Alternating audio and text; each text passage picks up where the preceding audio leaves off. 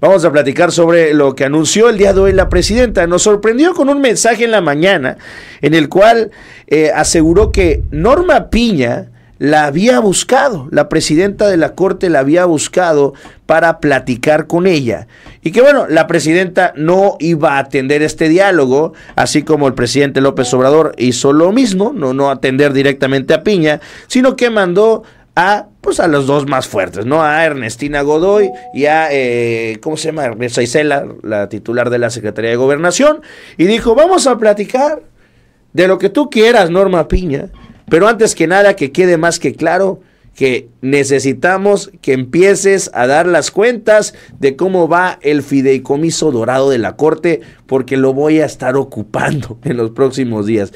Vamos a ver el mensaje que dijo la doctora de esta reunión. Les comento que la Secretaría de Gobernación va a estar hoy con los ministros y ministras de la Corte.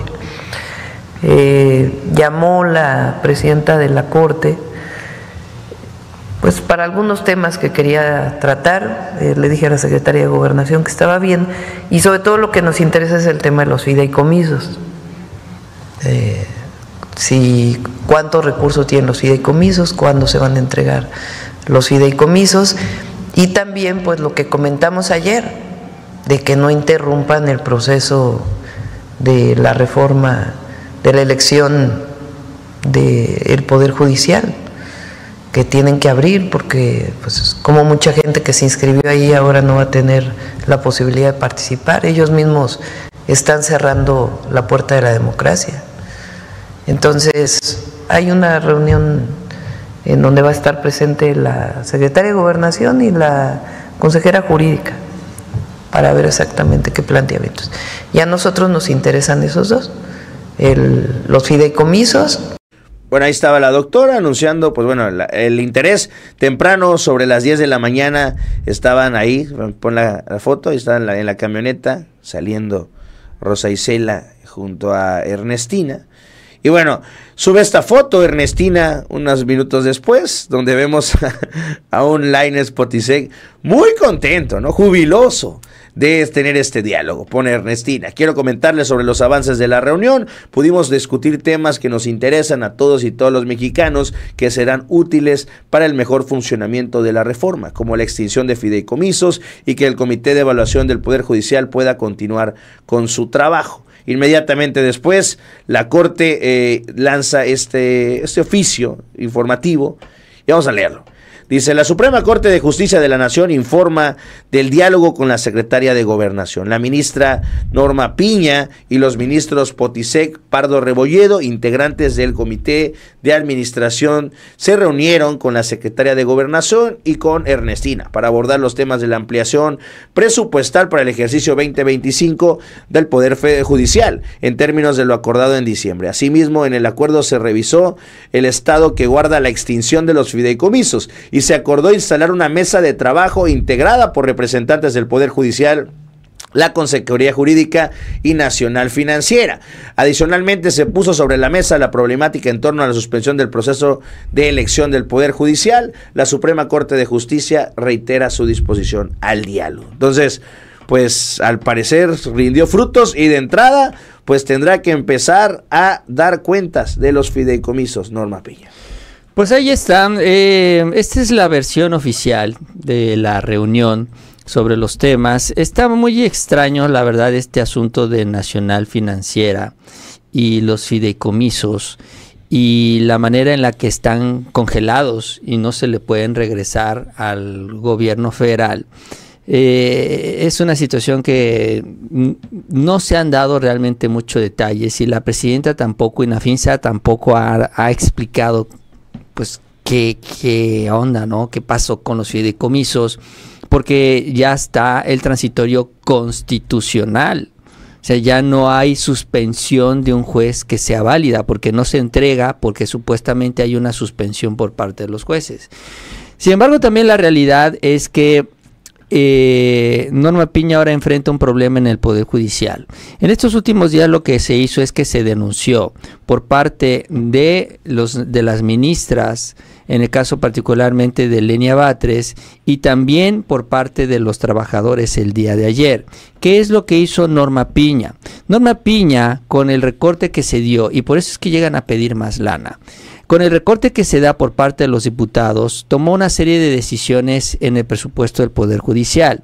Y en lugar de recortar, que era el objetivo, los privilegios de la burocracia dorada, en lugar de desaparecer el seguro de separación individualizada, el seguro de gastos médicos, el pago de medicamentos, los vehículos blindados, los viáticos, la oficina que está ahí expresamente para atender nada más ministros en retiro y todo esto que tienen los ministros de la Corte, jueces y magistrados, porque son los mismos que se manifestaron en contra de la reforma. Todos ellos tienen una serie de privilegios y beneficios que no tienen el resto de los trabajadores. Bueno, en lugar de hacer un recorte a estos privilegios, lo que decidió Norma Piña fue quitarle beneficios laborales y derechos laborales a la clase trabajadora del Poder Judicial, a los sindicalizados.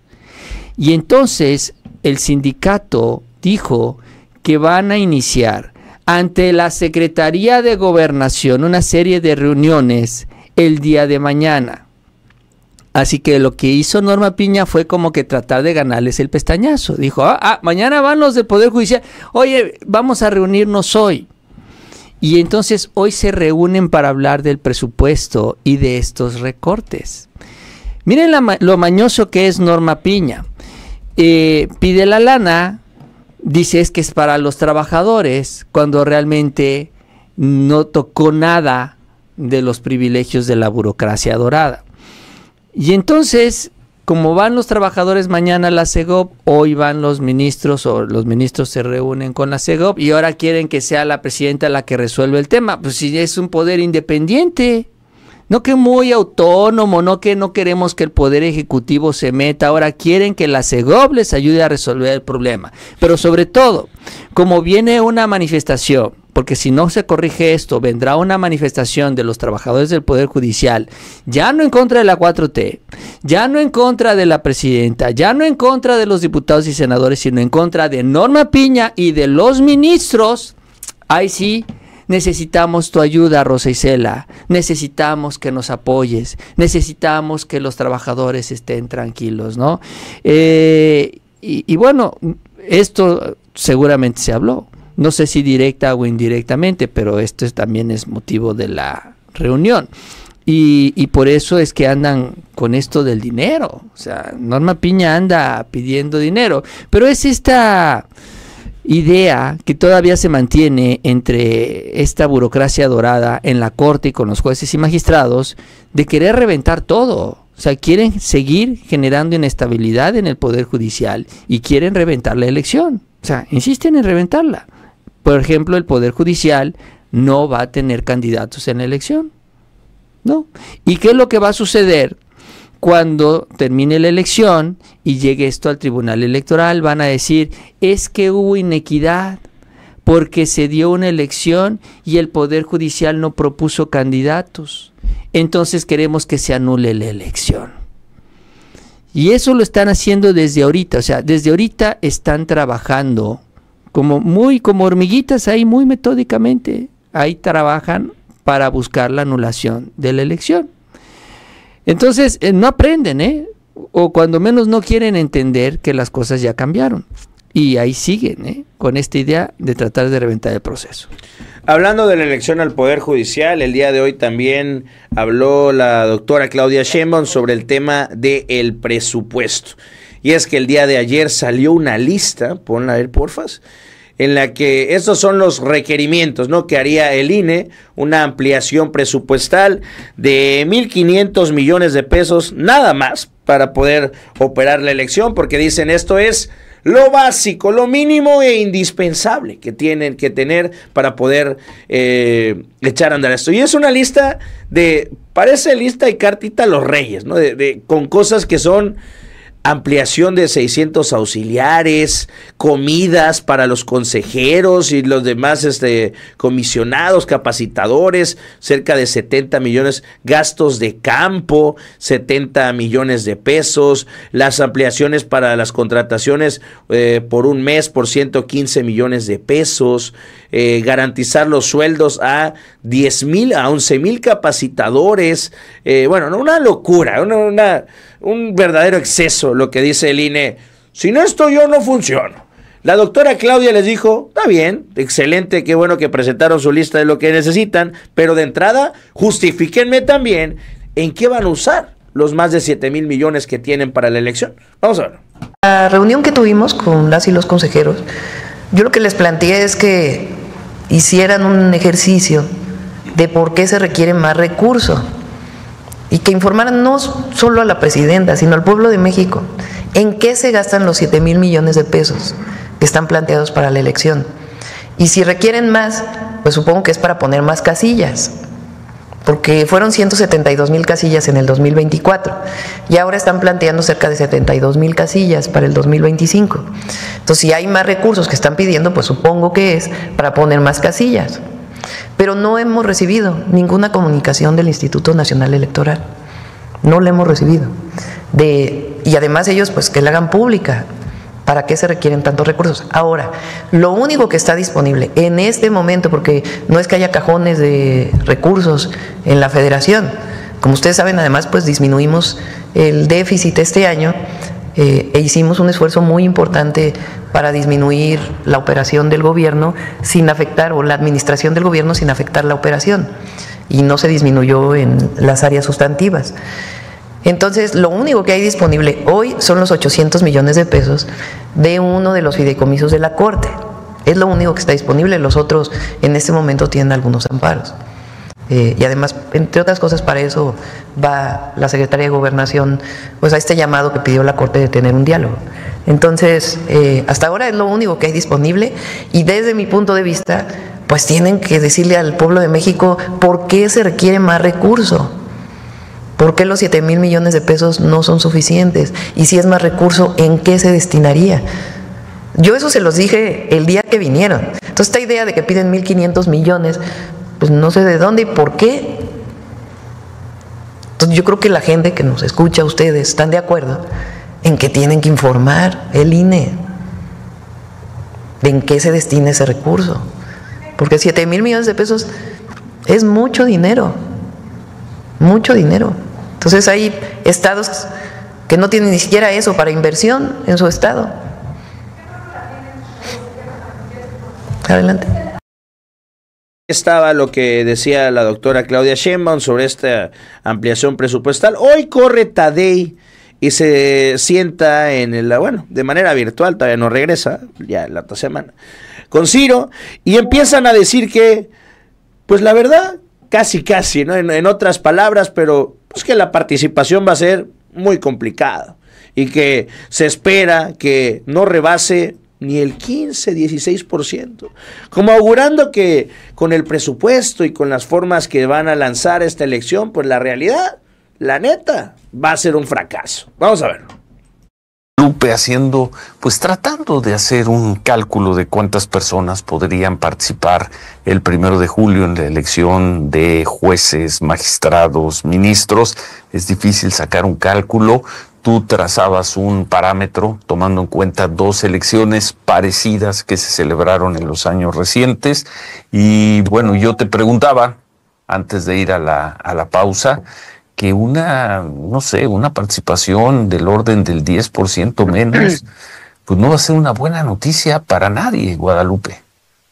No, yo nada más te recuerdo, Ciro, que cuando iniciamos en el IFE las primeras elecciones, pues la participación era no la que hoy tenemos. Eso nos obligó en aquel momento a hacer ejercicios de convocar a participación ciudadana distintos, a tener una actividad en todo el país, en todo el territorio, de promoción del voto, de la educación cívica, la participación ciudadana, porque no se tenía confianza en aquel momento en que una institución en verdad garantizara un proceso electoral como lo conocemos el día de hoy. Estamos ante un reto similar. Hoy, con una novedad en nuestro sistema electoral, se incluye un poder adicional a este ejercicio del voto de toda la ciudadanía, y creo que los retos son esos fundamentalmente. Habremos de hacer campañas de difusión muy intensas. Creo que aquí colaboran todos los medios de difusión, organizaciones de la sociedad civil y todos los sectores participando con esta narrativa pública tan intensa que hemos tenido los últimos meses y que hace que hoy la población esté hablando de esta elección de juzgadores y juzgadoras de nuestro país. Efectivamente, ese es el reto mayúsculo, como en todos los procesos, la participación ciudadana. Habremos de generar espacios para eso. El INE está contemplando, por ejemplo, que una vez que el Senado de la República nos entregue la lista de candidaturas, pues habremos de iniciar inmediatamente con una aplicación que nos permitirá estar en nuestros teléfonos informándonos de quiénes son nuestros candidatos y candidatas, en dónde nos tocará votar, y después haremos un ejercicio muy interesante que es Practica tu voto, justamente por estas modalidades que tiene este proceso electoral. Habremos de ser mucho más intensos en nuestras campañas de difusión. Bueno, pues lo veremos. El INE no puede tirar su prestigio en una elección así, ¿no? Por supuesto que no, Ciro. Porque solo se instalaron tantas casillas, o porque la participación fue muy baja, o por lo que sea. También no, el es un INE gran desafío está para cumpliendo. ustedes. Es un gran desafío, no solamente para el instituto, es para el país completo. Por primera vez tenemos esta oportunidad de elegir a nuestros jueces y juezas, juzgadores y juzgadoras en el país. Creo que es algo inédito y que se convertirá en algo histórico. Y seguramente, Ciro, después de este ejercicio que habremos de votación, que habremos de realizar el 1 de junio, pues ahí está el avance en este proceso electoral. La verdad es que el INE lo que está haciendo es, pues, ponerle parches. Hazte cuenta que te enfermas de viruela, varicela, ¿no? Es que te salen granos por todos lados. Y tu solución es ponerte un parche. Y así es como quieren resolver el problema. O sea, el problema no es andar pidiendo una ampliación presupuestal, y honestamente de poco va a servir. Ellos dicen, es que solo podemos instalar 72,000 casillas, con la ampliación presupuestal podemos instalar 86,000 más o menos, ¿no? Pues sí, ok, son más casillas, pero no son las 140,000 que se necesitan, que es la totalidad de las casillas. Lo que queremos es que instalen la totalidad de las casillas.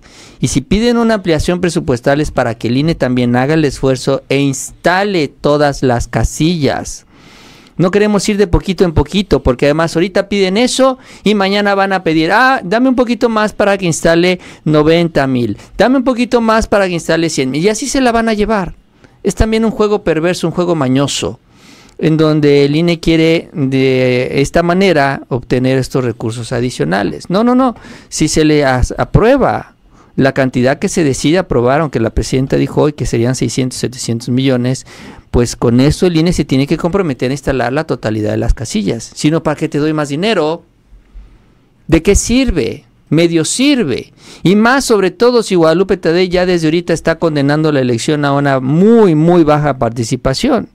Y no es porque la gente no quiera participar, sino porque le van a dificultar la participación con la mitad de las casillas. Mucha gente que quiere participar va a ir a la casilla a la que siempre va, porque ya muchos sabemos dónde están nuestras casillas. La gran mayoría de los mexicanos ya no nos tienen que decir, ya sabemos dónde están los lugares, nuestros centros de votación. Y cuando lleguemos y no estén esas casillas, bueno, los más comprometidos van a dedicarse a ver cómo votar. Pero mucha gente va a decir, no, pues es que no tengo tiempo o no quiero, la verdad es que ya, pues si no está aquí la casilla ya no tengo interés de votar. Eso va a generar un abstencionismo. Entonces, sí hay mucha simulación del INE en todo esto. Ha sido desafortunado el manejo que se ha dado ahí por parte de los consejeros. Guadalupe Tadei, que también se ha prestado un poco a esto, en donde también, al igual que Norma Piña, ha decidido regresarle varios privilegios a la burocracia dorada del INE, en lugar de privilegiar el objetivo central en el INE, que es organizar elecciones. Y la verdad, para mí la parte, si de por sí es preocupante, yo creo que lo que más debería ya preocuparnos es la elección intermedia. Sí. La elección de los diputados, la elección, creo que son, ¿cuántas gubernaturas? 17 o 12, 17 gubernaturas que también van a disputarse en el 2027. Y el INE va a ser 16. ¿El INE va a hacer lo mismo? ¿Va a empezar a recortar casillas? Porque ya están en esa lógica, ya están en esa idea. Si no nos dan el dinero, vamos a quitar casillas. Entonces, ahorita estamos hablando, sí, son varios cargos. ¿Y serán esos más los que faltan del Poder Judicial? Claro, más los que faltan del Poder Judicial, más gubernaturas, más alcaldías, más diputaciones locales, más diputaciones federales. Sí. Más revocación de mandato. No, bueno, no sé, revocación no sé si se... Ojalá, yo creo que se va a reformar para que también ese mismo día se haga la revocación de mandato, que es lo ideal. Sí. Aunque no lo quiera la oposición, es lo ideal. Que salgamos un día, en una gran jornada electoral, para hacer todas estas votaciones. Ojalá se cambie también en la reforma. ¿Y el INE? ¿El INE qué? El INE nos va a quitar casillas. Entonces, para mí este precedente que se está sentando en esta elección constitucional, que es la misma que la presidencia, que es la misma que la del Poder Legislativo, pues no es muy bueno. Afortunadamente hay la idea también de renovar al INE y ojalá esto también se logre y obligue a que los consejeros hagan mejor su trabajo para la elección intermedia, porque están dejando mucho que desear en este proceso electoral. Vamos al siguiente tema, Mau. El día de hoy, temprano por la mañana, sale una nota, bueno, ayer en la noche y hoy se viralizó en la mañana, una nota... Pues que bueno, tumba también, es un fuerte golpe para el calderonismo, ¿no? Luego de que hablábamos ayer, que estaba en una gira de medios ahí el señor Calderón, paseándose con Mario Beteta, con la misma Adela Micha, y hoy les sale y les cae todo esto en la cara. Confirman sentencia contra un exgerente de la Estela de Luz por daño al erario. La famosísima, el monumento a la corrupción o la suavicrema, como le dicen muchos, pues bueno, se da esta sentencia que pues data desde el 2012, ¿no? El cual obligan a este personaje, Luis Enrique Arbizu Romano, a pagar 230 millones de pesos, todo esto como una multa por el desfalco al erario público. Esto venía desde el 2011, 12, donde empezaron las investigaciones y finalmente, así como estaban haciendo los jueces y ministros echando abajo los documentos para que no se llegaran a sentencias, así lo estuvieron haciendo durante muchos años y finalmente hoy sale a la luz esta información. Una obra que costó casi 400, no es cierto, que se estimó en 400 millones y terminó costando 1,300 millones de pesos, pues bueno, al menos se va a devolver al pueblo lo robado cerca de un 20% de su costo total. Sí, todavía falta mucho, ¿no? Sí. O sea, son, ¿qué? Sí. 900 millones de pesos extras que costó.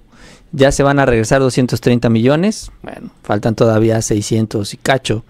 Y bueno, este es uno de los personajes en este gran entramado de corrupción que se denunció, donde se acusa que la entonces jefa de la oficina presidencial, Patricia Flores Elizondo, quien pues era, dicen, muy cercana a Felipe Calderón, más de lo que le gustaba a Margarita Zavala, sí, que por eso la terminó corriendo de Los Pinos, la jalaron, la sacaron de las greñas. Ella se encargó de todo un esquema de corrupción en donde empiezan a sacar a sus funcionarios cuates y los ponen en las empresas que terminan siendo contratadas para construir la Estela de Luz. Una de estas personas es este señor Arbizu y hay otros tantos más. Y aquí nos vamos con la misma situación que con el caso de Genaro García Luna. ¿Qué tan involucrado estaba, esa es la pregunta, en este caso Felipe Calderón? ¿Qué tanto él sabía del desvío de recursos? Sobre todo porque ahí estaba Patricia Flores Elizondo, que le platicaba todo, pues le abrió hasta su conciencia. Entonces, esa es la parte ahora que también surge con todo esto. Ahora, esto es un fallo que se dio por parte del Tribunal Federal de Justicia Administrativa con datos de la Auditoría Superior de la Federación en 2022. Es relativamente reciente, sobre todo porque la estela de luz, todo esto, pues como fue en el sexenio de Calderón. Y de ahí vino un proceso de apelaciones y demás, y ya finalmente la Corte decidió que se mantiene firme esta sentencia y se tienen que pagar 230 millones. Ya es inapelable, ya no hay más. Pero es el punto de partida. Ahora, Felipe Calderón tiene una denuncia directamente en contra suya por este tema de la suavicrema. Esto fue en 2019. Gabriel Regino estuvo representando a varios trabajadores de estas empresas porque los querían agarrar de chivos expiatorios. A los que estaban abajo los querían utilizar a ellos para que los acusaran a ellos. Y los que estaban arriba se querían lavar las manos. Entonces contratan a Gabriel Regino. Gabriel Regino es un abogado que sabemos ha sido cercano a la 4T, al obradorismo y demás. Incluso lo embarró. Lo embarraron en los juicios en Nueva York. No me acuerdo exactamente quién fue que testificó y salió él a responder. Pero bueno, él representa a estos trabajadores y denuncia ante la Fiscalía General de la República a Felipe Calderón por la corrupción de la estela de luz. Ahora la pregunta es, esto fue en 2019, ya estamos en 2025, ¿qué ha hecho la Fiscalía con esta denuncia? Sobre todo ahora que ya cayó esta sentencia, pues ahora ya queda avalado por el Poder Judicial, que ya no tenía salida, porque ya Norma Piña ya perdió el poder que tenía con sus 8 ministros, ya no los tiene, ya solo tiene 7, y tuvieron que avalar esto. Entonces, habrá que ver si hay alguna implicación directa hacia Felipe Calderón, pero cuando menos la justicia tardó, pero llegó a medias, pero llegó después de más de 15 años, pero prácticamente 15 años. Y es que se vuelve a viralizar hablando, esto es importante, ¿no? Que veamos, ¿no? La estela de luz iba a costar 400 millones y terminó costando 1,200 millones. Bueno, Calderón el día de ayer que se entrevistaba con Adela, se viraliza de nuevo este extracto porque él dice, pues que él no es el responsable de terminar la refinería que no terminó. La barda que se le cuestiona esto, que iba a ser un hito y que terminó siendo una barda a la mitad de la nada, pues dijo que él cumplió con todo, que él hasta donde le tocaba, terminó. Vamos a ver. Que no la terminaste, que nada más pusiste una barda. Mira, quiero que te lo preguntes porque nunca me lo han preguntado eso, la verdad, y te voy a decir. Ahí está, ahí está. En lo que a mí respecta a la refinería, que se decidió por Pemex y en colaboración con muchos gobiernos, el periodo de mi gobierno terminó tiempo y forma. Es una refinería que estaba programada para construirse en 8 años, Adela. ¿Sabes por qué? Porque las refinerías tardan 8 años en construirse. Yo empecé esa refinería en 2011, por supuesto, que estuvo lista la ingeniería de primer nivel y se limpió el terreno, se emparejó, se cuidó, se vigiló, etcétera. Eso es lo que estaba previsto que se construyera en mi gobierno. Fue la decisión del presidente Peña de que no se construyera. Está bien, la respeto, pero en lo que a mí toca, iba de acuerdo a lo programado. 2 cosas más. Primero, la ingeniería es básica, Adela, es básica. Y no es solo la barda, la ingeniería básica de la refinería estaba perfectamente hecha y revisada. ¿Por qué es tan importante? No sé si te ha pasado que contratas a un arquitecto que te va a construir un cuarto, lo que sea una casa, y de repente te cuesta el doble, el triple, y tarda 5, 6, 7 veces más, ¿no? Si tú tienes bien la ingeniería el momento a momento, ni se te sale de costos, ni se te sale de tiempo, y la refinería esa iba bastante bien. O sea, precisamente lo que estaba diciendo, ¿no? Lo que le pasó con la estela de luz es lo que critica, ¿no? Para decir, es que, ya vieron, el Tren Maya se salió de presupuesto, y también la refinería de Dos Bocas, y los aeropuertos. Pero no solo eso se viraliza en este pedazo, sino que le reviven el spot donde él no prometía una barda para una refinería, prometía terminar la refinería en su sexenio, no un proyecto a 8 años, no a 10, no a 12. Vamos a recordarlo. Construiremos una nueva refinería con una inversión inicial de 12,000 millones de pesos el primer año. Con ello se generarán miles de empleos directos o indirectos, fortaleciendo a la economía nacional. Al recuperar la posición que México merece en el mundo como verdadera potencia petrolera, lograremos detonar el crecimiento y el desarrollo del país. Con un Pemex más fuerte, ampliaremos la riqueza petrolera de México. Contaremos así con más recursos para construir más escuelas, más clínicas y hospitales. Pues así Felipe Calderón, ¿no? Lleno de cinismo, hipocresía y contradicciones. Como dices tú, pues él habla de que es que si hay un proyecto muy bien hecho, entonces no debería de haber sorpresas en el presupuesto. Pues entonces, ¿qué pasó con la Estela de Luz, no? O sea, si entonces fue un proyecto bien hecho, la Estela de Luz, entonces es pura corrupción. Nada más vieron cómo robarse más y más dinero. Realmente lo mismo fue en la refinería esta que iba a construir, 12,000 millones de pesos para construir una barda. Dice que estaba todo el trabajo, entiendo yo, como una especie del proyecto de la refinería, pero pues eso es bastante, ¿cómo se dice? Bastante abstracto. O sea, ¿eso qué es? ¿Qué es el proyecto? Sí, claro, son una serie de documentos, planos y lo que tú quieras y mandes, pero pues nada más, ¿no? Y eso nos costó 12,000 millones de pesos. Entonces, sí, y además, escuchándolo ahí, ¿no? Hablando de que la refinería, de que México recuperar la fortaleza energética, pues, y ahora que lo hace el presidente Obrador lo critican. Digo, yo no sé, ahorita dice, es que ya no necesitamos una refinería, ya vienen las energías limpias, que por cierto ya todo eso se va a revertir, porque ya se va Biden y llega Trump. Pero yo no sé si entonces querían construir una refinería en 8 años, porque dice, se va a construir en 8 años, entonces iba a terminarse de construir, si se hubiera construido a finales del sexenio de Peña Nieto. Entonces, cuando anuncia el presidente Obrador la refinería y dice, ya no la necesitamos, yo no sé entonces esa nueva refinería que iban a hacer ellos, ¿qué? ¿La iban a pagar o qué? Iban a terminar y ya se le funcionaba. La íbamos a clausurar, porque ya no la íbamos a necesitar. O sea, así de absurdo este discurso, ¿no? Esta gran contradicción también de la oposición, que cuando ellos estaban sí decían vamos por la refinería, cuando ellos ya no tienen el poder, ¿para qué queremos una refinería? Pero, pues bueno, yo lo decía ayer, yo veo que Calderón quiere regresar a México porque quiere retomar el proyecto de su partido político. Ya vemos lo que representa Felipe Calderón. Honestamente, la gente que todavía sigue creyendo en él, hay algunos que siguen creyendo en él, ¿sí? Hay algunos que les conviene que regrese porque hicieron negocio con él, por eso también creen en él.